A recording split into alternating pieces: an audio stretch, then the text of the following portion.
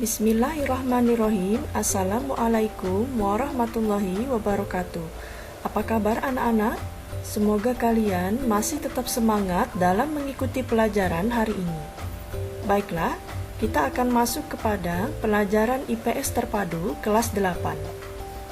Submateri kita adalah redistribusi pendapatan.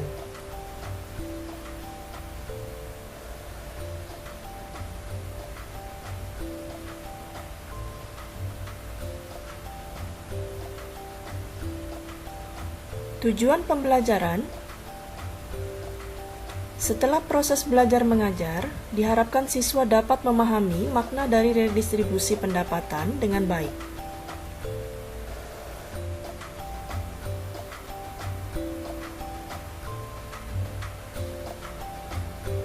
Apakah kalian mengetahui tentang gambar berikut ini? Kemanakah pajak tersebut disalurkan?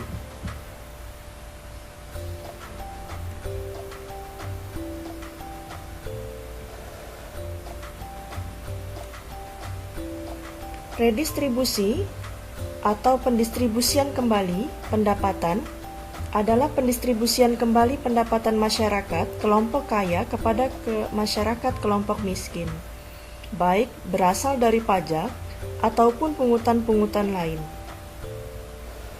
Redistribusi pendapatan dilakukan sebagai salah satu bentuk jaminan sosial yang dilakukan negara kepada masyarakat.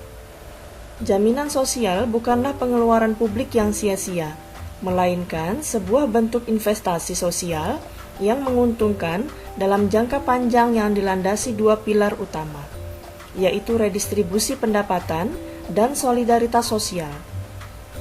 Redistribusi pendapatan dapat berbentuk vertikal dan juga horizontal. Redistribusi vertikal menunjuk pada transfer uang dari orang kaya ke orang miskin. Di sini, jaminan sosial merupakan bentuk dukungan warga masyarakat yang kuat kepada warga masyarakat yang lemah secara ekonomi.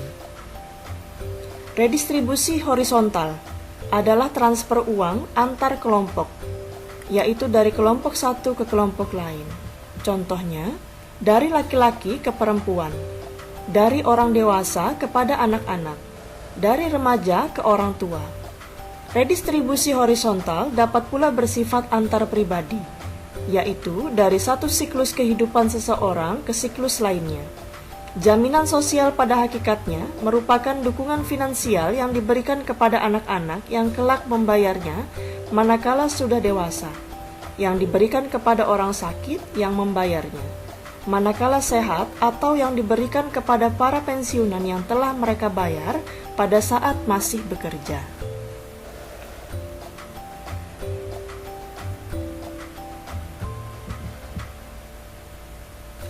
Program redistribusi untuk pemerataan distribusi pendapatan.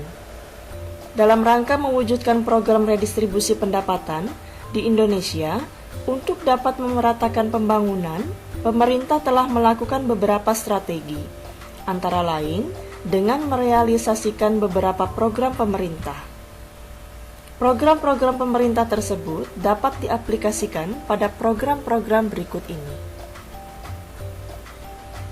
Yang pertama, program pemberian jaminan akses kebutuhan dasar bagi rakyat bawah. Langkah awal dalam upaya pemerataan pendapatan di masyarakat adalah dengan memenuhi kebutuhan rakyat terlebih dahulu.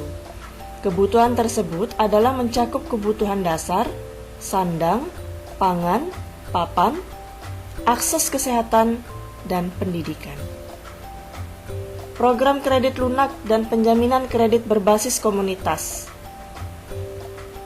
Pada tanggal 5 November 2007 telah diresmikan Program Kredit Usaha Rakyat atau KUR. Kebijakan ini tentunya merupakan angin segar yang sudah lama ditunggu oleh masyarakat, khususnya usaha mikro dan usaha kecil. Dengan kebijakan KUR, UMKM akan terhindar dari kendala aturan-aturan perbankan yang menyulitkan mereka untuk mendapatkan pinjaman modal dari lembaga keuangan formal atau LKF. Karena dalam program KUR, pemerintah telah menitipkan uang yang berasal dari APBN sebesar 1,4 triliun rupiah pada lembaga penjaminan. Diharapkan bank-bank nasional yang dilibatkan dalam program tersebut akan mampu memberikan pinjaman kepada UMKM. Kebijakan yang diharapkan ini dapat membantu masyarakat golongan menengah ke bawah sehingga dapat menjadikan wirausaha yang mandiri serta membantu mengurangi presentasi penduduk miskin di Indonesia. Berikutnya adalah pengembangan usaha atau industri kecil. Ada beberapa alasan mengapa usaha kecil perlu dikembangkan. Pertama, usaha kecil menyerap banyak tenaga kerja. Berkembangnya usaha kecil menengah akan menimbulkan dampak positif terhadap peningkatan jumlah tenaga kerja serta pengurangan jumlah kemiskinan. Kedua, pemerataan dalam distribusi pembangunan. Lokasi UKM banyak di pedesaan dan menggunakan sumber daya lokal. Dengan berkembangnya UKM, terjadi pemerataan dalam distribusi pendapatan dan juga pemerataan pembangunan, sehingga akan mengurangi diskriminasi spasial antara kota dan desa. Ketiga, pemerataan dalam distribusi pendapatan. UKM sangat kompetitif dengan hampir pola pasar hampir sempurna, tidak ada monopoli dan mudah dimasuki. Pengembangan UKM yang melibatkan banyak tenaga kerja pada akhirnya akan mempertinggi daya beli. Hal ini terjadi karena pengangguran berkurang dan adanya pemerataan pendapatan yang pada gilirannya akan mengentaskan kemiskinan. Pemerintah bekerja sama dengan swasta lokal dan asing untuk menjalankan program Corporate Social Responsibility atau CSR. Dengan adanya program pemerintah yang bekerja sama dengan swasta lokal dan asing untuk menjalankan CSR, diharapkan golongan masyarakat bawah, buruh, dan usaha-usaha bisa mendapatkan kesempatan untuk ikut dalam kegiatan ekonomi yang produktif secara keseluruhan. Berikutnya adalah pemerintah konsisten dalam mewujudkan kebijakan penegakan hukum dan keadilan sosial. Dalam hubungan ini, pemerintah sangatlah besar sebagai pembuat strategi dan kebijakan-kebijakan dalam menciptakan pembagian pendapatan di golongan masyarakat yang lebih merata dan berperan secara aktif dalam melaksanakan program-program pendapatan masyarakat. Yang ketiga, beberapa alternatif praktik redistribusi pendapatan di Indonesia. Pemerintah sebagai pembuat kebijakan telah mengusahakan beberapa hal terkait dengan alternatif pendistribusian pendapatan. Yang pertama adalah subsidi, pengenaan pajak. Contohnya adalah subsidi pupuk kepada petani dan juga seseorang yang membeli mobil mewah dari luar negeri dikenakan pajak sebesar 10% dari harga barang mewah tersebut. Pajak penghasilan adalah pajak yang dibayarkan oleh seseorang yang sudah berpenghasilan dengan batas minimal penghasilan sebesar angka yang ditentukan oleh pemerintah. Pajak kendaraan bermotor biasanya satu paket dengan perpanjangan masa berlaku STNK.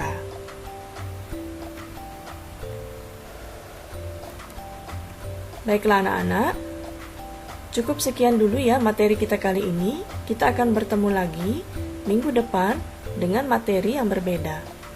Sampai jumpa. Wassalamualaikum warahmatullahi wabarakatuh.